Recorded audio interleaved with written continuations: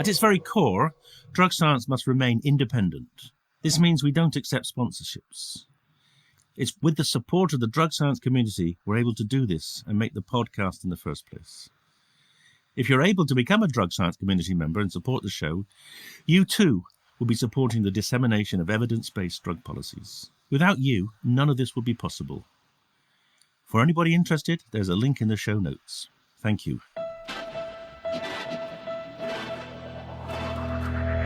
Hello and welcome to the Drug Science Podcast with me, David Nutt. Here we're bringing together experts and activists for a rational, honest and informed conversation about drugs. Hello everyone, welcome to another of the Drug Science Podcasts. Today I'm talking to Matt Lowe, who's the Executive Director of an American charity which has very similar aims, ambitions and outputs and skills as drug science. So welcome, Matt. Thank you so much for having me, Dave. I appreciate it. Yeah, it's been really helpful if you kick off by explaining how Unlimited Science is developed and its relationship. You have an overarching foundation, I think, called the Caring Foundation. Do you want to give us a bit of clarity as to what you are and how you are and what you do, please? Yes, exactly. So as you said, the genesis of Unlimited Sciences really started with the Realm of Caring Foundation. And that organization has been around for about 12 years now. So that organization has its roots in cannabis and CBD research specifically. Back in 2012, Heather Jackson was experiencing some challenges with her son, Zakai. Zakai has a rare form of epilepsy that can cause him to have upwards of hundreds of seizures each week. At that time, they had tried 17 different types of pharmaceuticals, and because of how rare his condition was, approximately affecting about 75 people in the world, there was very little information for them to go off of. But of the 17 pharmaceuticals they tried, nothing was really that effective. He was not seeing much remission from his seizures, which were occurring sometimes every 10 seconds. So one day, Heather was in hospice with her son, Zakai, and a nurse had been talking about CBD as a potential treatment for epilepsy and how they had seen success in CBD therapy in another patient.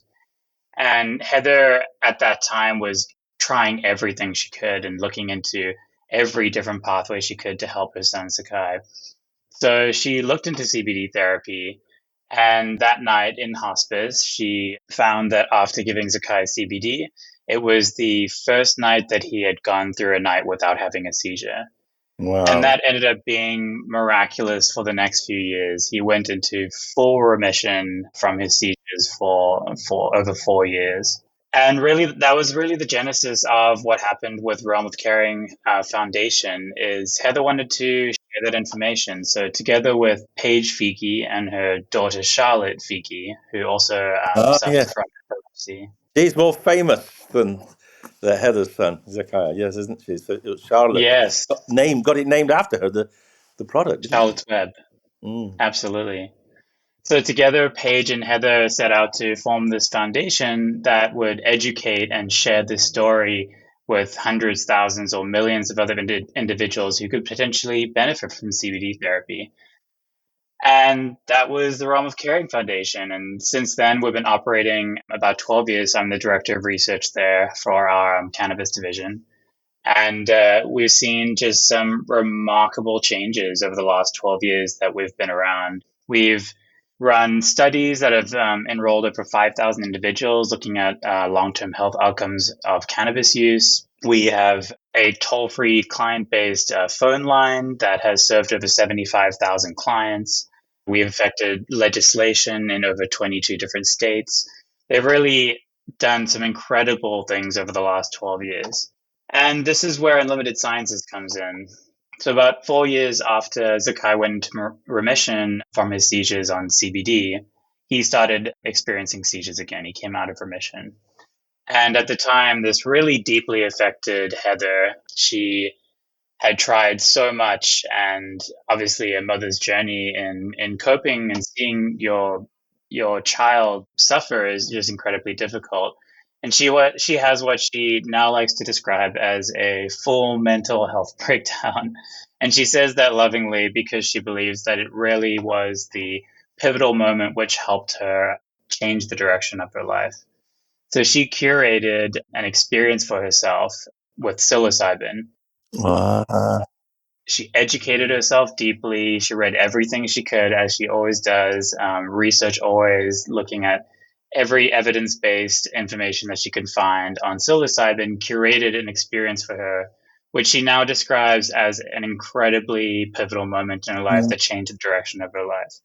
She talks about that experience as her life having happened before and after that experience. It changed the way she was able to approach the world, approach Sakai, and really just changed her mentality about the life that she was living. And that was the foundation of Unlimited Sciences. As Heather is wont to do, the same thing with CBD and cannabis that she wanted to do with psychedelics. And she thought, well, everyone needs to know about this. I need to tell everyone, I need to share this with everyone about the immense benefits you can potentially have with psychedelics. And that was where the Unlimited Sciences Foundation was formed. So that was back in 2018. Unlimited Sciences was first formed with Del Jolly and David Champion. And in 2020, we really began the foundation of our work, which was our prospective longitudinal study on psilocybin with Johns Hopkins University. And that study ran from 2020 to 2022 and enrolled over 8,000 individuals. It's the largest naturalistic psilocybin study in the world, examining several different health outcomes, very detailed, and we got some incredible data from that study. And we've been operating over the last few years, running more independent studies, looking at different substances such as ayahuasca, and it's just been an incredible journey. I'm just so happy to be where I am. So just tell us a bit about your background then. What brought you to it and kept you in it? Yeah, so you're probably picking up a little bit of a mixed accent here. I get this question a lot. So I'm originally from Cape Town, South Africa. So I grew up there for the first 21 years of my life. And by the time I finished my undergraduate degree at the University of Cape Town, I became very interested in neuroscience. I really thought that, as an individual who was very deterministic, cause and effect, focused on functioning of the brain, that this was the career I wanted to discover the secrets of the mind. Specifically, I was interested in cognitive neuroscience, so higher order functions. So I left South Africa as there was a very fledgling neuroscience program there that didn't really suit what I wanted from it. And I pursued my master's and PhD at the University of Toronto in Canada. And that was where I really became entrenched in the world of cognitive neuroscience, higher order function, as well as behavioral effects. And it's always been my passion. It really, research has been, the fuel for my life. I love forming questions and answering those questions. But it was actually towards the end of my PhD that there was a significant shift in my love around what I was doing. And so I had an experience which I now describe as the arrival fallacy. And that was, I had aimed to achieve this dream of mine to get my PhD. And I had just been accepted to MIT in the artificial intelligence lab there to continue my work as a postdoc. And I thought that I would be incredibly happy. I thought this was it for me and that I would achieve happiness when I arrived there, but I found myself feeling incredibly empty. And this was a really interesting phenomenon for me at the age of 27, having achieved everything I'd set out to achieve, but feeling incredibly empty. And I had experienced chronic depression since growing up, a difficult upbringing in childhood, and for myself, I had a kind of similar experience to Heather and her son. I've been on over a dozen different kinds of pharmaceuticals over the years, antidepressants, SSRIs, anti-anxiety, and nothing really made me feel myself. So I cycled through different medications, nothing quite working as or being as effective as I wanted it to be. But like many people in the world, I had grown up thinking that was the approach that you go. Like psychedelic drugs, those are illegal drugs. Those will change who you are. They'll set you up for disaster. It's a slippery slope. And I'd heard all of those. And that mentality was really instilled in myself my whole life from my childhood and from my family that drugs were bad and all drugs were bad no matter what kind they were. And at 27, when I was finishing my PhD, I went through a very bad depression. And similarly to how Heather did in her mental health breakdown, really opening a door, the same thing happened to me. And I suddenly found myself at the precipice of wanting to explore more and try more than I had previously been open to. And that's when I found psychedelics. I tried LSD and psilocybin for the first time, and they changed my life. They changed my perspective on myself. They changed my outlook. They changed how I viewed my place in the world and my ideas of forming meaning, relationships, life, the pursuit of my goals and happiness. It really gave me a new perspective on who I was that many people find with psychedelics, and it opened up something in me that I thought was just very special. And so that really shifted my mentality around what I wanted to do. So by the time I got to MIT, I was working in artificial intelligence and just was no longer satisfied with working in that field, despite it being an incredibly cutting edge and fast moving field. This was back in 2017. And I wanted to move into mental health. So by the time I left my postdoc at MIT, I took up a position in a mental health lab at Stanford as the director of research there. And there we were looking at default mode network aberrations in mental health, really higher order function. But again, I found myself feeling disconnected from the work I was doing. It felt very behind the scenes, it felt very abstract. And I realized that what I really wanted to do was to educate and bring awareness to something that had truly changed my mind and to something that I think would be the next frontier in our discovery of mental health, of consciousness, of how to experience and understand the human mind. And that was psychedelics. So this was back in 2020. By then, I resigned from my job at Stanford and I started volunteering for Unlimited Sciences, first just Aha. as an advisor. So it really started off as a passion project of volunteering, and it just grew from there. I became more invested, more interested. I saw that the work that Unlimited Sciences could do and Realm of Caring could do was really helping people directly. And we engage with people on a day-to-day basis. We have people calling into our phone lines, and we run research studies that impact people today. And the work has just been incredibly rewarding and grew from there. And before I knew it, I found myself as the executive director of Unlimited Sciences and director of research of Realm of Caring. And here I am 3 years later. So it was quite fortuitous that you happened to go to Stanford then. And be Yes, exactly. synchronicity, huh? Yes, at the time, it was a challenging move from the East Coast to the West Coast and losing my whole community, but it ended up being very fortuitous indeed.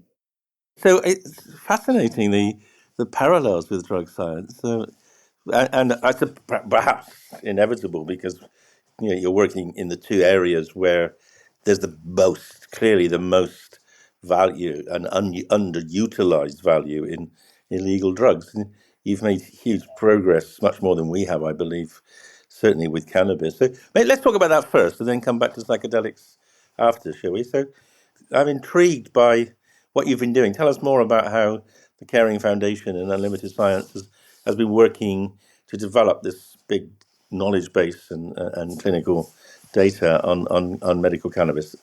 Is that out of what's going on in California or more broadly? What are you actually doing? Tell us. Realm of Caring is based in Colorado Springs, just outside of Denver in Colorado. But the work we do is on a national and international level. So we're really trying to impact change on a broader level, both nationally and internationally. So the work with cannabis that we do, what really started the foundation of both Unlimited Sciences and Realm of Caring and the research that we do, it was focused on naturalistic research, on observational research. And that was really the crux and the pillar of what we wanted to form these foundations from.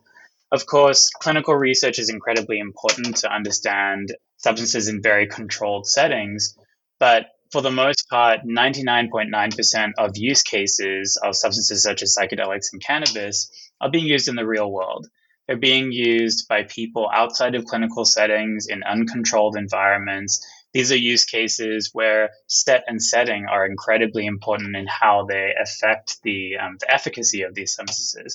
And that's what we were interested in. We're interested in moving our knowledge-based systems outside of a Western medical model specifically, or a white dominant medical model, into a space where we could look at real world evidence and specifically engage audiences that had experiences out in the real world. And then, of course, you get into a little bit of a tricky situation there because you can't control a lot when you're doing observational research. So one of the factors that we did to increase our ability to understand these substances there was to run prospective study designs. So in a prospective study design, we collect baseline data before a person has used the substance, and then we follow up with data from several time points. With our cannabis work, it's up to 2 years after they initially start cannabis. So our initial work with Johns Hopkins in cannabis, we ran a very large registry with over 5,000 individuals enrolled. And we've since updated that registry and are now running version 2 of that registry, which is still currently available and anyone in the world can enroll in it. And through that, we were specifically looking at long-term health outcomes. So we wanted to understand how health outcomes would change over time with the use of cannabis.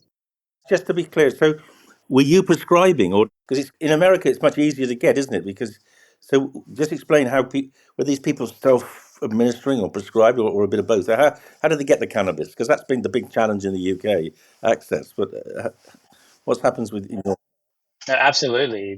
That's a fantastic question. And that's really the benefit of observational research is no, we weren't prescribing. We weren't providing advice on how to obtain or get or what strains to use. We were simply observing what people were doing out in the real world.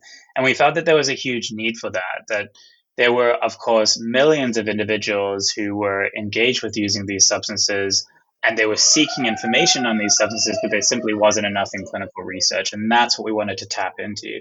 We wanted to tap into that enormous potential of data, of real world evidence, how people were using these substances in the real world, and get at that. And because it was observational research and because we didn't have to supply the substances ourselves, that was really crucial in how we could go about this research because it didn't require FDA approval on a clinical level. So we were able to accrue mass amounts of data from real world experiences. And that's really been the key to our success. And people then hear about it and sign on, and then you snowball, other people tell people about it, and you gradually accumulate those many thousands of individuals. Exactly. And they log on online, do they? And every couple of months they log back on and tell you how things are going. How does it actually work? Yes, exactly. So we send out email reminders. People can complete the survey on their mobile phone or an internet browser. We use Qualtrics, which is a secure survey-based platform. All our research is IRB monitored and approved. So we really go out of our way to protect confidentiality and privacy and allow ease of access for anyone who would like to do the study. And of course, it's quite many people won't understand that although the US has very liberal access to medical cannabis, I think maybe over 30 states, is that right? But it's difficult to get funding from the federal government to study it. So what you're basically filling in a great gap, weren't you, in terms of data collection, which is vital. And I think that's one of the great missed opportunities in medicine, the resistance of the federal government to do what you've done, because they got it on a grand scale, but you did it. Absolutely. Are you funded just by charity? Was all charitable funding? Was it that allowed you to do this? Initially self-funded charity donations, also our work with Charlotte's Web. We're receiving money everywhere we could get to run this research. And as you said, funding for research has and it still is incredibly challenging, despite this research being critically necessary for our understanding of the health outcomes of cannabis in the real world settings. We still weren't able to get much funding in terms of that until recently. And we have had a change of luck. And so we are now funded by NIH and NIDA. We're partners in a nationally funded study called the Cannabis and Health Research Initiative, which is actually launching our first national cannabis survey in very soon. We're in the stages of launching it right now. And that is being conducted with Johns Hopkins University. So essentially what we were doing for 10 years prior, we're now doing with funded research that will be more widely accessible. The research itself has been finely tuned. We're looking at first-time medical cannabis users specifically to understand long-term health outcomes related to that. So we've been fortunate to have partnered with Johns Hopkins University, who received the grant, and we've been working with them.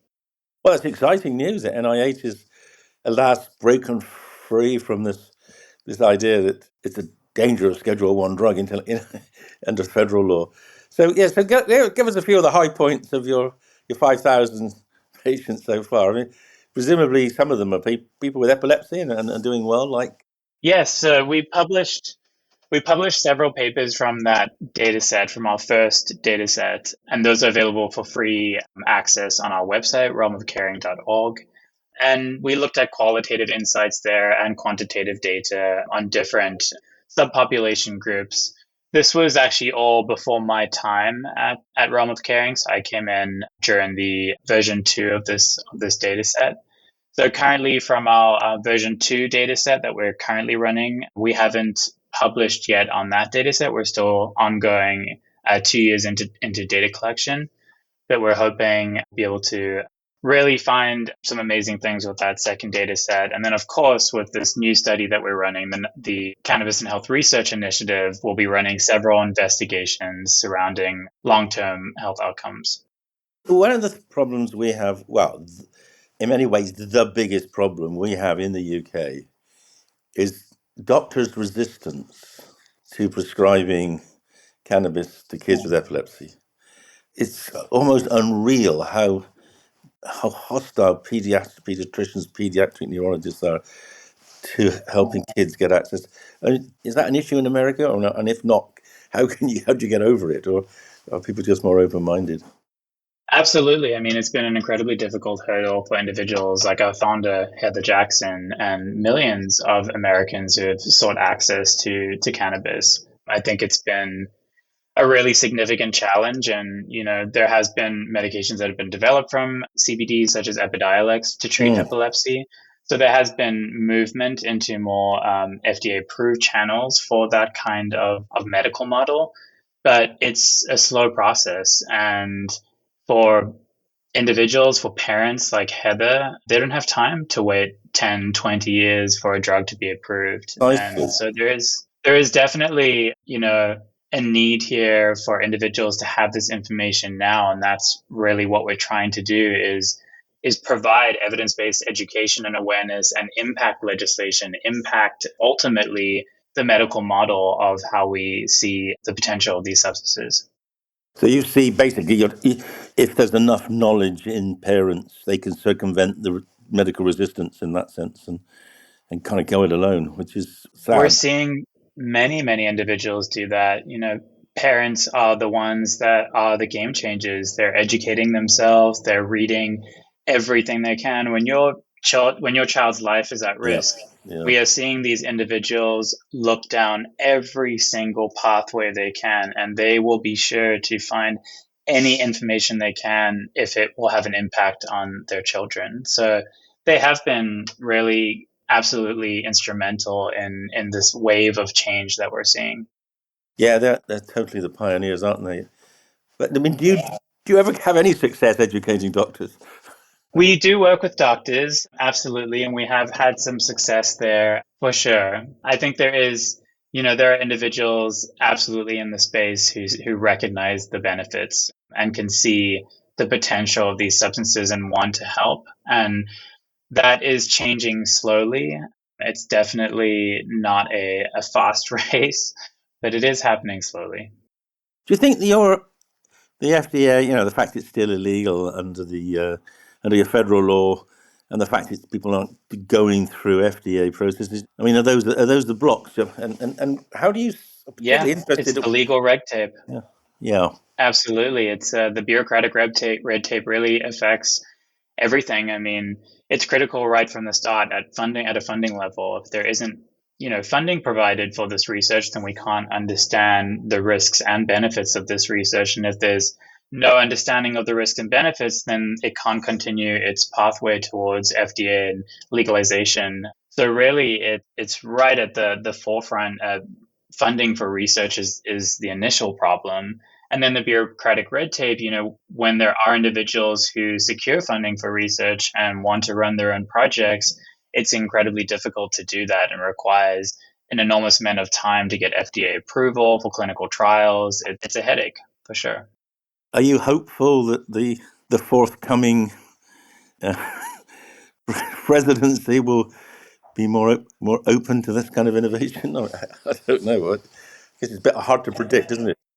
It's an interesting question, for sure. Yeah, I think he's a bit of a wild card, Trump, and I certainly was hoping that we would have a different outcome in the last presidential election. But, I think one can always be hopeful. I think, especially for psychedelics, they are slowly becoming mainstream and there is a lot of hype around it, and people want to see movement there. They want to see legislative changes. They want to see these substances used more widely for their therapeutic potential. We are seeing, psilocybin emerge in Colorado and Oregon as psychedelic assisted therapy. There are models that are really going to be the foundation of what we see over the next 10 years for psychedelics. So in some ways, while I couldn't speak broadly about how hopeful I am about American politics right now, I still do have hope that, the benefits, the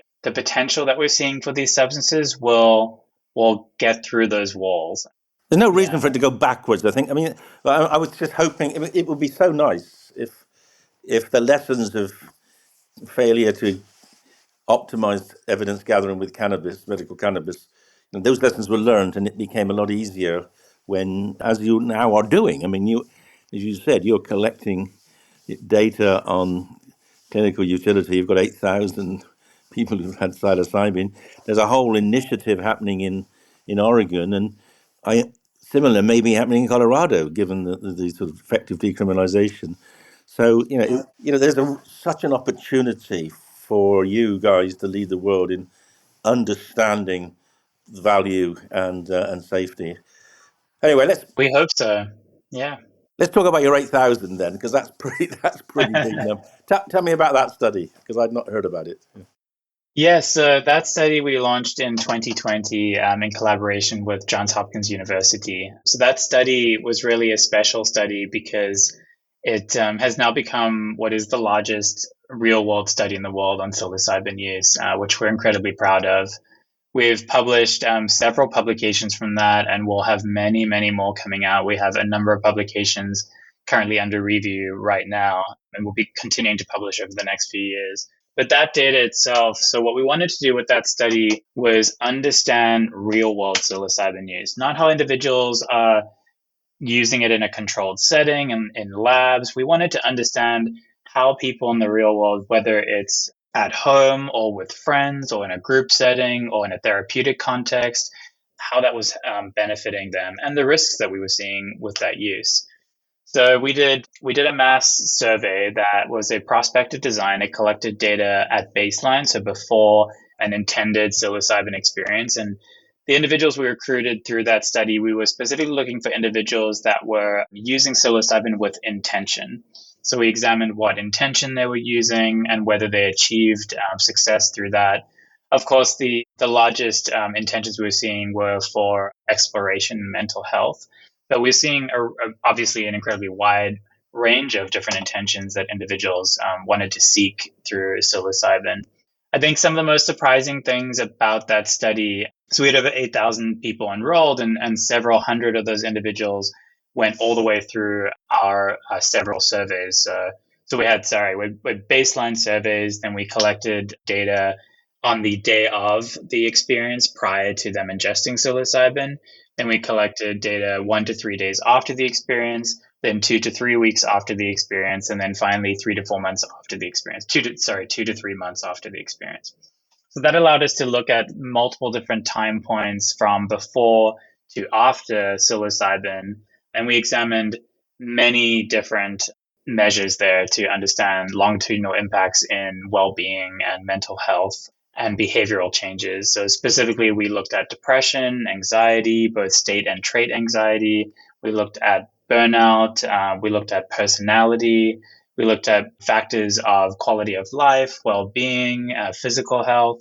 We also looked at behavioral changes, sleep, sexuality.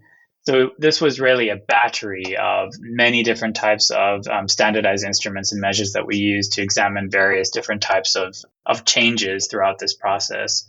And we just saw some incredible findings.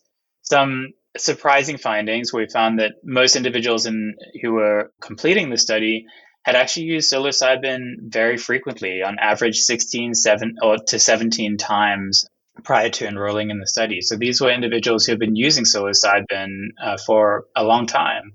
And we were still seeing reductions in depression, reductions in anxiety, changes to personality. We were seeing changes to emotional regulation, to spiritual well-being, to personality. They were just across the board very impactful changes from psilocybin that these individuals were experiencing. We also captured qualitative data to understand their narrative accounts of their experiences.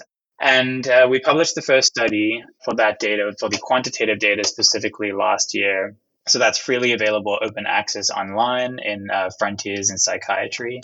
And since then, we've published several other papers. We're currently examining different aspects of spiritual well-being and religion. We're looking at shame and shameful experiences. We're looking at sexuality, personality, substance use, so reductions in alcohol and other drug use. So it was really a multifaceted study and has become really significant in the field. It's had an incredibly good reception since we published last year, and has really formed the basis of our understanding of naturalistic psilocybin use, both the risks and the benefits. And of course, psilocybin it has risks, but it's naturally a very safe substance, and that's exactly what the data was showing too. We had very low rates of adverse reactions, especially acutely, and low rates of long-term adverse reactions or negative health outcomes. There were, of course, risks, and some individuals did suffer long-term changes that were negative, such as increased rates of depression or mood, reductions in mood. But for the most part, we were seeing immense benefit for the vast majority of people who were using psilocybin. And interestingly, a lot of these people were using psilocybin at home on their own. They were taking these journeys through self-exploration, through addressing mental health. And that was really fascinating to see, with how safe these substances were being used at home on their own. And while that's not something we can recommend, we always recommend working with a facilitator or guide and making sure that you're educated and have a trip sitter to help you through the experience. It was very encouraging to see that these individuals were getting immense benefits with low rates of adverse reactions. Yeah, I mean, one of the striking things, and this goes back even before this study, I think, that Matt Johnson's initial interest in using psilocybin to help people quitting, that came, I think, out of a similar kind of questionnaire, wasn't it? When I think he asked people what helped them stop, and they said psychedelics. And I think that kind of opened his mind to the possibility, and he's been obviously really deeply into that ever since. And so, did you find much effect on other drugs as well? Yeah, so we've written up a paper on substance use and drug use, which we'll be publishing soon. But we did see general trends in reductions of alcohol use, of other drug use. That was very promising, and as you said, was very consistent with prior work on addiction and how substances such as classic psychedelics, such as psilocybin, could influence addiction. And that's just, of course, as you know, one of the many fields where we're seeing addiction, PTSD, depression, anxiety, general well-being, physical health. It just seems right now that we're just starting to understand the very beginning of what the potential of these substances are.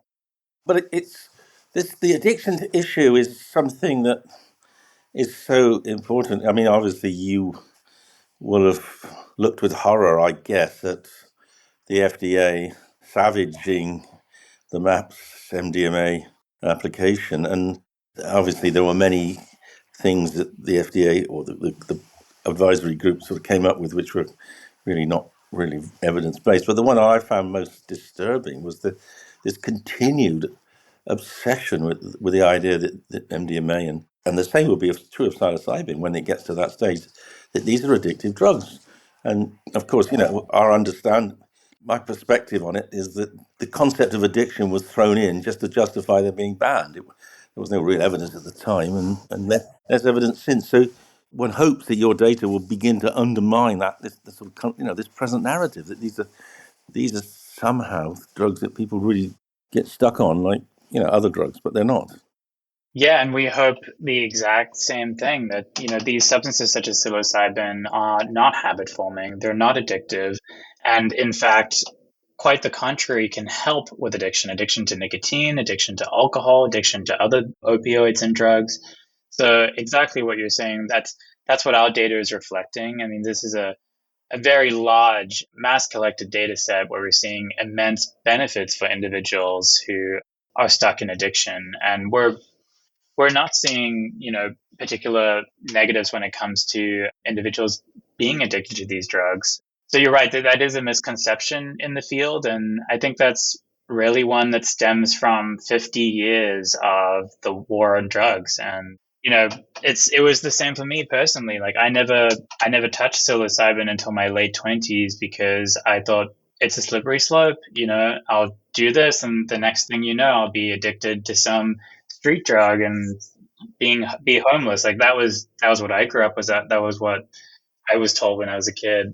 And so I think data like ours, this kind of data that's done in an IRB approved fashion, that's done really systematically using standardized measures, using very, very specific and particular methodology and intelligent designs to capture long-term health data.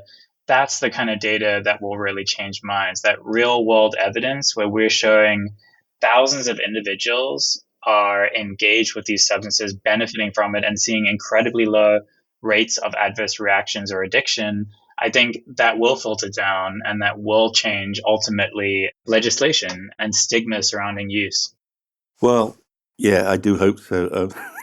But as you and I know, that the legislation isn't based on evidence, never has been. Maybe Yeah, at some point it good will be. point. Let's hope so. Crossing fingers still. Quite.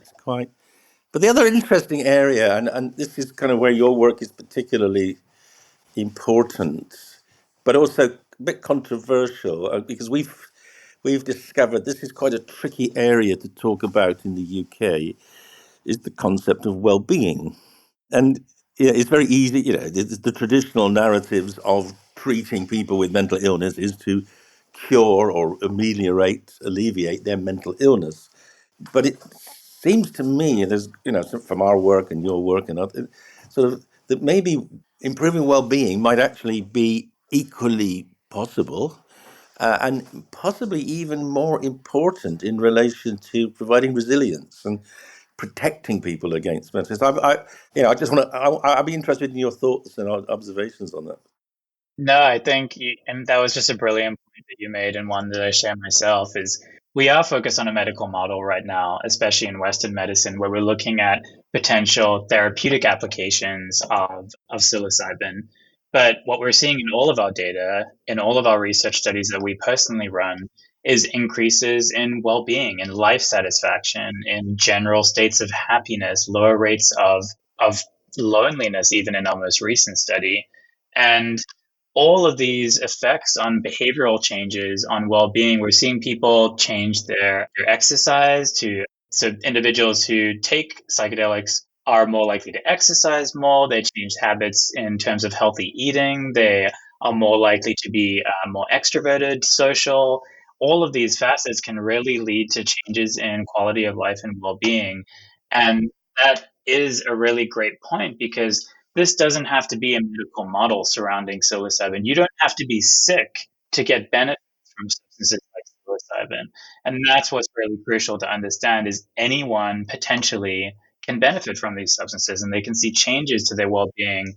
And I think that really comes from the ability of these substances to show you who you are and show you how to overcome obstacles in your life. It gives you perspectives on that can build to better habits that become habit forming. And I think it's really important there to address the neuroscience behind that and the critical window of social reward learning. Yes, yes. The recent work published in Nature, has found that classic psychedelics like psilocybin, LSD are able to open the social reward learning window that closes post-adolescence.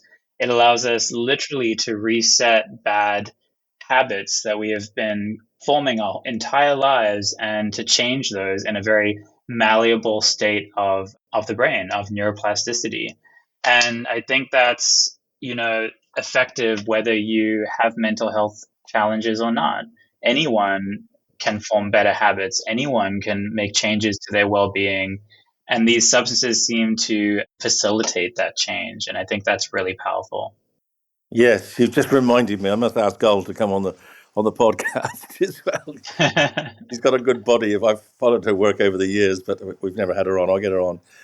But I want to also talk briefly about the social connectedness. I mean, we're in a world where people are more atomized. They're more on their individual phones or their Yes. we're narrowing people, constraining people's connections to others, and I think that's probably one of the reasons why life is not as good as it was. And Yeah. maybe psychedelics can help increase that connectedness, to others and to the outside world. I presume your data's revealing that as well, is it? Absolutely. Yeah, of course. We're looking at certain measures such as the Watts connectedness scale, the communitas scale, which measures connection to sense of community and belonging.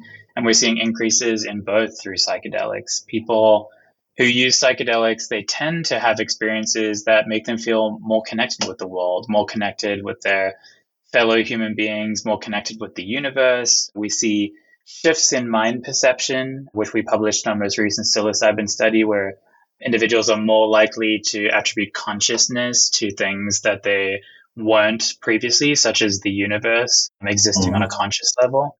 So we are seeing changes to connectedness. I mean, these substances are very powerful. I think, as you said, we are living in a society right now where we're really being exploited for our dopamine reward systems. We're endlessly doom scrolling and being stuck on social media that gives us short dopamine spikes that ultimately really negatively affect us in the long term and lead to a feeling of disconnectedness, lead to a feeling of feeling lost, of out of place.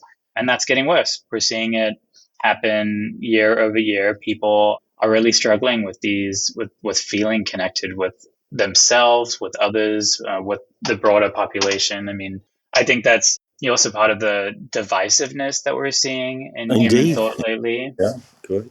When you don't see, you don't see another person as another person, you see them as competition, of a rival, of an enemy. That really creates disconnectedness too. And yes, we are seeing that in our studies. Individuals who engage in psychedelics are feeling more connected. The community-based studies that we run in groups, particularly, we're seeing really enhanced sense of community and belonging, of increases in communitas scores. Matt, just to be clear, I didn't realize you're actually doing some group, not therapy. What's the word for it? Group. What's the right word for well-being therapy? It's not therapy, is it? Group experiences, perhaps. So, what do we call them? Yeah, we run some ceremonial Yeah, experiences. So ceremonial. yeah, I'd love to talk about that side of the work we do too. So we actively are engaged in independent research at Unlimited Sciences, IRB approved research. Specifically, we have run 2 independent studies using ayahuasca in 2 different underrepresented groups. And that really goes in line with our mission and our aim to provide education and awareness for all groups, for anyone involved, not just in a medicalized model or in a white dominant medicalized model specifically, but to show different groups of all origins that psychedelics may be beneficial. So that started with our work on Middle Eastern and North African populations, Arab speaking specifically, mostly women. We had an individual, Malik Asfi, approach us, and he said to us, my community, my people have never been represented in psychedelic science. There is no work in this group. There is no work discussing potential benefits. And This is a group that can't be compared to white individuals. They can't be compared to a Western model. This is an entirely different group, and someone needs to provide a voice on their behalf. So we ran an observational study in a group of mostly female Middle Eastern and North African immigrants and refugees, and looked at the past trauma they'd experienced, their personal histories, and ran a prospective study where we observed health outcomes both before to after a ceremonial ayahuasca group-based experience. And we saw incredible results there. We published those results earlier this year. We saw reductions in what you'd typically expect, so reductions in depression, in state and trait anxiety. But we also saw, as I talked about previously, increases in sense of belonging, in trauma recovery. Our qualitative data revealed a lot of impact in overcoming past traumas, in working through previously repressed childhood memories, but also importantly in creating a sense of belonging, in creating a sense of connectedness to the world around them, a sense of being able to personally find belonging in the world that they lived in. And that was very powerful. We've published the quantitative results from those studies earlier this year, and we'll be publishing the qualitative results secondly. But it was really that study that allowed us to approach psychedelic science from a slightly different perspective of going, well, what about these underrepresented communities? What about these voices that have not been heard in psychedelic science? For most clinical studies and even most observational or retrospective studies, participant groups are white dominant and they're in Western medical models. People are not particularly interested in underrepresented groups such as immigrants, refugees, such as queer individuals, or Middle Eastern or North African, Arab-speaking individuals. And these individuals are out there and they don't have access to education and awareness for their community. So that's what we sought to really take a different approach with Unlimited Sciences and focus on those groups. Earlier this year, we ran an LGBTQIA plus study in Costa Rica in collaboration with the Jungle Neighborhood, which is a queer-based retreat center in Costa Rica. And we had a group of individuals attend an ayahuasca ceremony there, and we studied their behaviors in a prospective manner like we had previously, looking at multiple different standardized measures, everything IRB approved and monitored. And we just finished that study and closed IRB. We'll be publishing the results next year, but we're seeing some incredible trends already in the data that we've analyzed. One of the most impactful, I think, is what you were talking about in terms of connectedness. We're seeing increases in connectedness. We're seeing decreases in feelings of loneliness, seeing the same reductions in depression, anxiety. But what's really touching are the stories that people are telling, the profound changes that people are experiencing, many of them attributing the set and setting to that experience. So this was a community and a ceremony conducted within a safe space. So these were all LGBTQIA plus participants involved in this study. They underwent and ingested ayahuasca within a group-based setting, and that really had a profound impact on the outcome of the results. Many of the individuals in the study, and we're analyzing the qualitative data now, attributed that safe space, that ability to be themselves in that setting, as being incredibly impactful to letting themselves surrender to the power of ayahuasca or the power of a psychedelic. Yeah, so we've been conducting that work. We hope to continue to focus on underrepresented communities and provide a voice for communities that just have not found themselves heard in the psychedelic sciences. That's fantastic. I'll just emphasize that all your publications are there on your website for people to access, download, and share. So that, which is another, great attribute of your charity. But before we finish, I just wanted to share with you something going back to your childhood. I don't know if you know, but I'm actually involved in a challenge. There's a legal challenge in South Africa trying to bring psilocybin back as a legitimate tool for indigenous healers and for basically under the South African Constitution with the right of self-determination. So that legal challenge is going on, and I've deposited a very detailed and intensive account of why psilocybin should not be controlled. The case is the Kromhout case. She's a therapist in South Africa. It's been running for a few years, and I hope by the end of next year we'll be resolved in our favour. So watch this space. You might want to go home at some point then and celebrate. That's amazing. Thank you for that work. It's definitely needed, isn't it? And absolutely. I'm hopeful, particularly because the South African Constitution does give individuals considerably more autonomy and power than many other constitutions. Yeah, it's surprising considering, it's a very challenging political environment in South Africa, and crime rates are still incredibly high from where they should be. It's has one of the highest crime rates in the world. Yet it's always been a very progressive country, and that's been one of the most positive things South Africa has going for it is just that approach of progression into the future. Well, let's help them, and as you're helping many people in America and elsewhere. Matt, fantastic talking to you. Keep up the good work, and I'm going to have to ask you to come and talk to our scientific group as well at some point about your results. I'd love to. So I just wanted to bring attention to an awareness of our psychedelic info line at Unlimited Sciences. So at Unlimited Sciences, we're purely a nonprofit that's aimed to provide education and awareness on real-world psilocybin use. And one of the services that we provide that's completely free is our psychedelic info line. So that psychedelic info line, you can reach out to us, email us, text us, or phone us, and with any question that you have on psychedelics. If you're curious about psychedelics, if you want to learn more in a specific area, if you are an expert that's looking for more information, we use evidence-based material to provide answers on any question on psychedelics. And we provide completely free consultation services for psychedelics. And we provide this service because we want people to have access to education on psychedelics and for it to be easy. So if you do have questions about psychedelics in anything related to psychedelics, please visit our website, unlimitedsciences.org. Give us a call, send us a message, text us, and we will get back to you. We're happy to talk with you about any questions that you have. Well, that's fantastic. And James will put it up on our website as well so that they know how to access you and what the number is. Well, thanks again. Wonderful to speak to you. And hopefully we'll meet in the not too distant future at hopefully a conference celebrating further progress in this space. Perfect. Well, thank you so much for having me on. This has been fantastic, and it's been such a pleasure talking with you. Thank you.